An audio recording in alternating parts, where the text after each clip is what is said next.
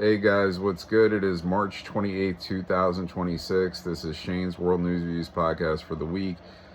First off, Alan Armstrong was put in as the replacement for Markwayne Mullin as a senator for the state of Oklahoma, while Markwayne Mullin was confirmed as the DHS secretary. And that vote was, I believe, 54 to 45 in favor of Markwayne Mullin. And, Rand Paul, who's a Republican, actually voted against Markwayne Mullin, while John Fetterman, who's a Democrat, voted for Markwayne Mullin. I believe he had another Democratic vote also. Another Democratic senator voted for him as well. So that's a good thing. So him and Rand Paul have some kind of a riff, and that's just the way that it is, So anyway, good for, Armstrong being put into the Senate in Oklahoma, and Markwayne as the new DHS secretary. That's a great thing. The Senate, they funded the DHS, but they did not want to fund ICE. So basically, Congress, the House, they came to a temporary agreement in this where, of course, they don't agree with ICE not being funded, but, all the rest of DHS is funded. And at the same time, President Trump is, if he needs to, or I believe he already has, signed an executive order that will pay ICE agents. So, and speaking of ICE agents, they were in the airports this week, while TSA agents, before TSA agents were still on leave. He was putting ICE agents into certain airports in the United States to help with security, to help the traffic flow in the airports. But with this agreement, you'll have all the TSA agents back, and it is what it is. They need to start funding ICE agents. ICE agents are doing a great job. They're here to protect us, and from illegal immigrants like a scumbag in Illinois this past week that killed an innocent 18-year-old girl that was just like walking a pier with her friends, and this idiot decided to start, firing shots, hit this 18-year-old girl, killed her. I believe she was a student at Loyola in Illinois, and she's dead, 18 years old, and this was an illegal. He was detained, arrested, hopefully faces the death penalty. I mean, I don't know, or, he'll stay in jail forever or whatever, I don't know, but, just bad shit. Chief of Staff Susie Wiles, I forgot to mention this last week, in the Trump administration, she's, going through breast cancer treatment right now. So all the best for Susie Wiles. I'm trying to think what else we got. We've had a couple of deaths this past week. We did have the legendary Chuck Norris, actor, pass away. I believe he was 86 years old. Chuck Norris, a big red backer, a big Republican, a big Trump backer. So, he was a legend in the industry, I guess it was not expected, and, that's too bad. On the other hand, we have a scumbag that died, Robert Mueller, former disgraced FBI director, who is behind part of what was behind the whole Russiagate plot, which was trying to frame President Trump for winning the 2016 election with help from Russia, which ended up being debunked and was total bullshit. But Robert Mueller had no problem getting up there and telling fucking lies as an FBI director. So, of course, President Trump comes out this week and basically says, it's good that he's dead. I'm glad that he's dead, because now he can stop harming innocent people. And, of course, people took that to heart and they're offended by it, but whatever. I totally agree with President Trump in this instance, because Robert Mueller is a scumbag and had no problem trying to end Donald Trump's political career, and that just did not work. Okay? So, in this case, fuck Robert Mueller. I have no sympathy for that guy. He's a dirtbag. President Trump, he said he's giving Iran a longer period of time to come to an agreement to end this war before he starts bombing their energy facilities. I believe he extended it to April the 6th. He also said that they sent 10 oil tankers as a gift, as a gesture of, future peace, a peace agreement happening, with all the parties involved, United States, Israel, Iran. So, we'll see what happens with that. Hopefully it gets solved. Again, most of Iran's corrupted regime was taken out. They were killed. Hopefully, Iran, however it goes, good people have to come in. It was the same thing in Germany. You had Adolf Hitler running Germany, right? And now Germany has, at least I think, better leadership for sure now than Adolf Hitler. So you have to come with better leadership. I mean, you have some sick, corrupted leaders over time. And, they have to be taken out. And this is what happened in Iran. And this is why this was necessary. This is why it was necessary for the United States to get involved in this. Look, guys, it's, man, I tell you, it's, if it's not one thing, it's another. Now you don't even hear the Democrats harping as much about the Epstein files as they were. Now that we're involved in a war in Iran, right?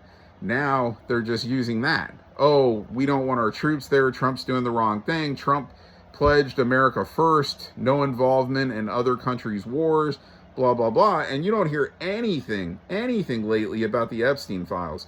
So, I mean, it's funny how that works. How they press certain things when they want to. And of course, they know they don't have much of shit with the Epstein files. There's nothing there involving President Trump. And even in general, I don't think they have much proof or evidence on anybody that's going to be so substantial. At least anybody like that, famous or political people. I mean, I don't know, man. I don't think, again, you got to have evidence to prosecute and definitive evidence, and I just don't know how much of that is really there. I think it would have come out already, and so we'll see what happens, guys. But it's really the same stuff. I mean, now this is the focus, getting the war over with Israel and Iran, and of course the United States involvement. You don't want war ever, and innocent people are always going to die in war. That's just the way it is. And, so, really, why were we made like this? Like, why were we made like this to, where there are people that want to always fight and kill? And, I never get it. I mean, I know we're made differently. Our bodies or our chemistries are different, but it's kind of crazy if you really think about it, where everybody just can't be happy and get along. But I mean, there's a lot of shit that goes on in the body, man. I mean, a lot of shit that goes on in the brain. But again, why was it made like that? Why were we put here on Earth to have all these different things that could happen, illnesses or whatever, or, chemical imbalances or whatever it is that can throw you off and make you do really bad things? I don't understand. You know what I'm saying? I get the whole free will thing, but I don't understand some of this other stuff, why it was made the way it is. And anyway, that will be answered on another day, I guess, for me. You know what I'm saying? So anyway, guys, I think, well, what else we have to talk about? I think the Oklahoma City Thunder basketball team, they said with scheduling conflicts involved that they could not go to the White House and have a ceremony that's celebrating them winning the world championship in the NBA last season. I'm sure there's a lot of players on that team that are probably not Trump fans, and that's probably the excuse that they're using. And they're lost. They're lost because, look, you see the majority of teams are going to go to the White House and have whoever's president, they're going to go to the White House. They're going to have a celebration. And then there may be a couple of players that don't attend, maybe because they don't like the particular president that's, in-house. And that's okay. But to just say, we're going to skip it and not find a way to schedule getting in when you're in the D.C. area to go to the White House, give me a break. I mean, so that's stupid. And that's the way the NBA is now. There's a lot of, I'm sure, libtard, Democrat, fucking minded NBA players. And whatever. They're look, freedom of speech, freedom of choice. You're able to have your own choice of whoever, but these people are being blinded by lies, and that's the ones that do hate President Trump. They're being blinded by lies on President Trump. That's the facts. President Trump is a great man, and he'd be anybody's friend. He really would. He would be anybody's friend, and if some of these people that hated him met him, they would have a totally different view, and some have in life, and they'd be like, wow, like, I heard all this bad shit about Trump, and then I sat with him and I ate Bill Maher. He was one, and he's like, man, he's like this really charming and cool guy, so like, if everybody did that, they'd probably feel the same way. But hey, it is what it is, man. You make your choices, so they have their choice, and it is what it is. Guys, I don't really have that much this week. I'm trying to think if there's anything else I didn't cover. I think it's like it's not been a ton of shit every week. I know the Senate now is on an Easter break for a couple of weeks, but like the House, the people in Congress are encouraging President Trump, also encouraging senators, no, come back. Let's get this fixed, a permanent DHS solution where you are funding ICE agents. And these people just like all skipped out, and they were like, okay, we're going to take our 2-week break. And I think the House is still there. Like, I think they're still convening now, like even on the weekend. I'm not totally sure. Maybe they're taking the weekend off. They come back on Monday. But yeah, they want to, they want to get this shit fixed, and also the SAVE Act, which of course, is going to prevent cheating in elections. Why would you want to have the potential of cheating in elections without showing identification? Doesn't make any sense, right? Unless you're really planning to cheat. And that's the Democrats' ploy. They think it's okay not to show identification anymore. It's crazy. It's batshit crazy, folks. It's batshit crazy. So, anyway, guys, I could sit here, like I always say, and I could just elaborate and go back to old stories and, harp on some of the stuff I'm talking now and just talk it about 15, 20 minutes and keep it dragging on. But I'm just getting to the facts. I take pride in getting weekly news that I feel is most important to you guys, and getting it in the fastest amount of time and explaining it and being done with it and moving on to the next. I don't want to sit here and have a 1-hour podcast or a 2-hour podcast like some of these podcasts do, even though some are entertaining, but they drag on too long, and they have their little round tables and they talk about the same subject for about 20 minutes and then another subject for about 30 minutes. Because they want to fill a certain amount of time that makes them feel like that they got this amount of time, an hour, 2 hours weekly, whatever, 6 hours, 8 hours to their base. And I'll tell you, I think a lot of people do not like long podcasts. I think they would like shorter podcasts that get to the point, and that's it. Like, look, guys, I'm a big sports fan, but I'm a big wrestling fan. Anymore, 2-hour wrestling shows, sometimes it irritates me if it goes past 2 hours. It's just like, it's enough. Like, sometimes it's enough, a certain amount of time. And I think podcasts, though, is even less. Like, I think it should really be, they should be less than an hour most of the time. Unless you're doing an interview maybe with a famous person and you're asking them all kinds of questions about different things and about his life and, or her life. And, maybe those go a little bit longer. But otherwise, I mean, look, I just told you the most important shit for 1 week, and we're not even at 15 minutes yet. Think about that. And you have telecasts every day on the news, and they're basically repeating the same things over and over again. But, hey, it is what it is. You got to fill TV time, and that makes money and whatever, or YouTube time or whatever it is. Also, another thing I forgot to bring up, Tiger Woods, he was arrested on DUI charges yesterday in Jupiter, Florida, around that area. Maybe it was like the Stewart, closer to Stewart. Or no, he was detained in a Stewart jail up in the Stewart area, but the arrest was in Jupiter. It was in a residential area. His car flipped.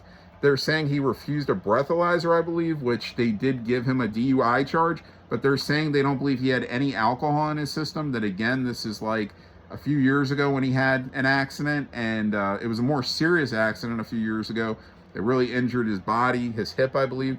And anyway, this one, I don't believe he was up and out of the car. I mean, he was on the cell phone making a call, when his car flipped, but I guess he wasn't going that fast, but it still flipped on its side. So it had to be fast enough. And they're saying it could be medications again. And I'm thinking, like, probably pain medication for the, I don't know, just because he was supposedly on pain meds or on some kind of medication or under the influence of medications the last time he was in an accident. So I don't know. I don't know what kind of meds he's on, but it's not good. And, you know, he may be getting to the point where he has to have somebody just drive him permanently. That would be the smart thing. Just have somebody drive you, man. Hire a driver. Don't go through the shit. He was already released from jail, but it's just another smear on his name. And, you know, President Trump was down about it, you know, because he's good friends with Tiger, and, you know, he didn't really want to talk about it. I understand. Anyway, the best for all that shit. And guys, I think I'm out of stuff, man. I think I'm out of stuff. I can't think of anything else I want to highlight right now. So if I missed anything, I'll come back with it next week. All the best for Susie Wiles, of course, again, as she's going through her breast cancer treatment, our current chief of staff in the Trump administration. And, you know, congratulations to Markwayne Mullin as DHS secretary. I know he's going to do a great job there, and hopefully they get all the, you know, the issues resolved with DHS, with the SAVE Act, you know, and the war that's going on right now. So anyway, guys, I'll be back next week with more, and I'll see you then. All right.